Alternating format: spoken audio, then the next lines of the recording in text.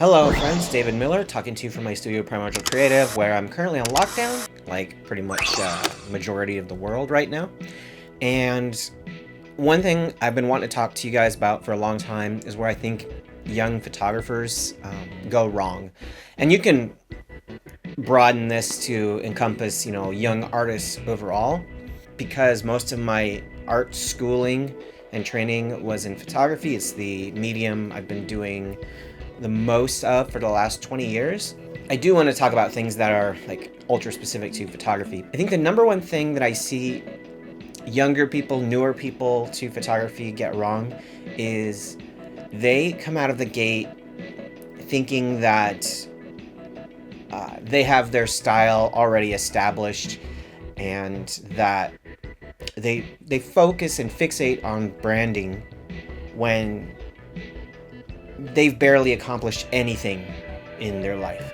Nobody who ever became great stayed with the style that they had when they began.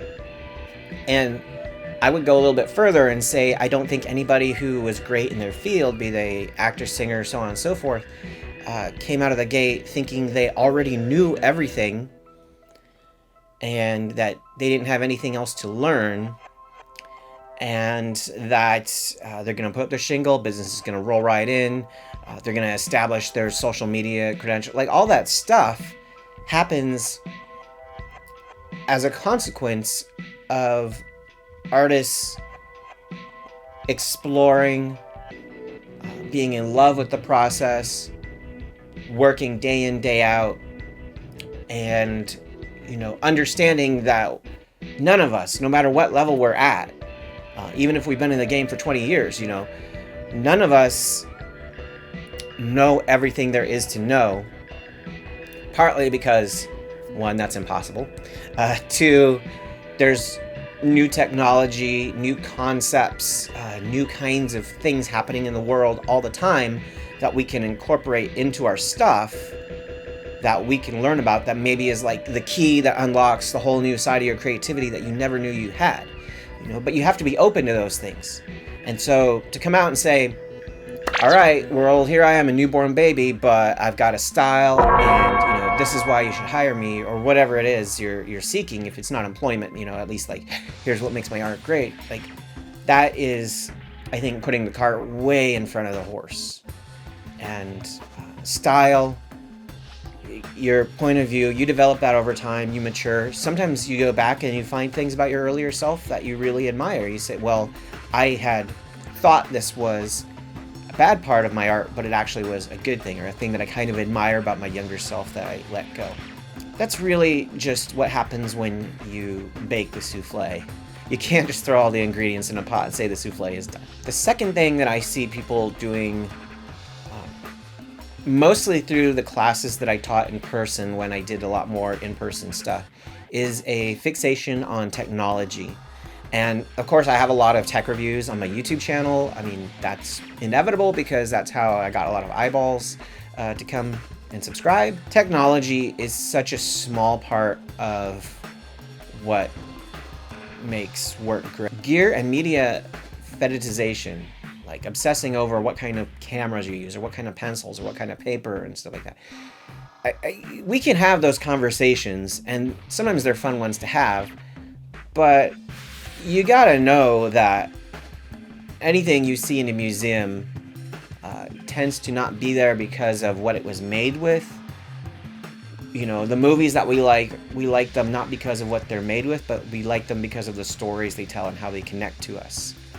I like having conversations from time to time about gear, but they've got to be really limited, that leads towards talking about nothing and getting nothing done, and thinking that the solution to whatever creative problem you're facing is to buy your way out of it with a new piece of technology, and that's just not true. I would say the third thing I see people doing wrong from the start is they just don't pay attention to what's going on in the surroundings when they do their photography, when they do their art.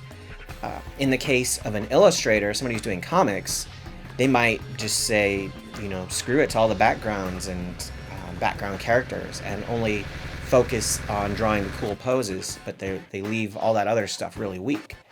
In the case of a photographer, they might focus on getting a cool model, they might focus on getting cool wardrobe, they might even have hair and makeup, and they shoot it in like a parking lot, or they shoot it where there's a bunch of nonsense behind them. Or what's really common in the Pacific Northwest, where I travel a lot, is they take the model out in the woods, and because there's nobody in the woods and you don't have to pay for it, but they don't put any thought into what else is in the environment.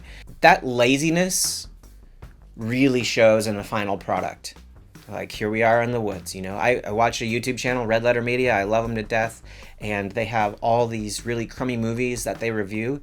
And one of the most common factors between all of them is that they have horror movies that are shot in the woods. People just walking around in the woods. And it's like embarrassing when you notice that lack of thought, preparation, or just like leaning straight towards cheapness when it doesn't have to be that way. Anyways, those are the 3 things that I notice the most from young artists, young photographers, and I feel like all 3 of those are easy to fix. Some of them are just like a change in attitude, and in other cases, it might be, you know, a little more planning in what they do. Ultimately, it comes down to pushing yourself to be better at your craft, whatever it is you do. I think if that's your attitude, that every time you go out, you're going to try and do better, a little bit better, you're going to fix this thing. You know, you don't have to be super critical of yourself. As Alan Moore, a great writer, once said, if each time you go out, you push yourself to do a little bit better, you will get better, and you have to do it a lot. There's no substitute for the years put in, the sweat, equity, all those things. Best of luck in all your creative endeavors. Talk to you next time.